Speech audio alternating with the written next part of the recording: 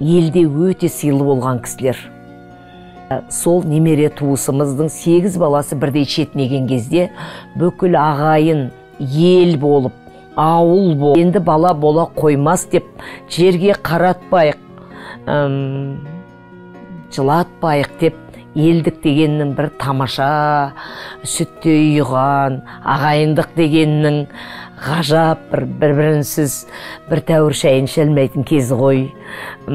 Сол атам мен әжемнің алдына келіп, ұл таңдайсыз ба, қыз таңдайсыз ба, жаңа туған нәрестен қалайсыздар ма, жоқ есі кіріп қалғанды қалайсыздар ма, Құдай алдында сұраусыз деп, ол кісілердің қасиетіне қарай елдің жақсы көргені соншалық бәр алдарына келіп, қайсымыздан кімнің баласын таңдағыңыз келеді, қалауларыңызбен алдыңызда тұрмыз деп алдына келеді.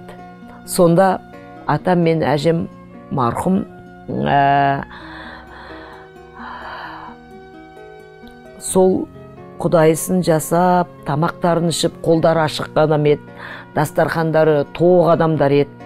Сондай барын көппен бөлісе алатын, ешқашан бір нәрсені жасырып істеп, құпиялап көрмеген кісілер еді. Сондай бір барлық іс әрекеті елмен бірге, елге өте бір сүйкімді, сыйлы кісілер еді шын мәнісінде. Содан елдің ағынан жарылып, жылап еңіреп, атам мен әжемнің қайғысын өз қайғыларындай сезінгендігіне сондай толқып, біз кетпейміз, енді бір қалауыңызды айтпай деп ел жапырылып келген кезде менің ағатай деп кеткем, әкемді, ағатайым 5 жаста екен, түлкібайды қаладым деген ғой.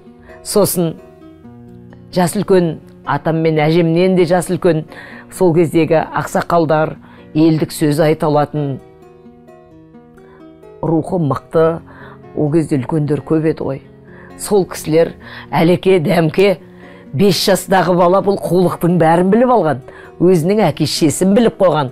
Сіздер бұдан жасын қалаңыз, біз көмектесеміз есі кіргенге дейін.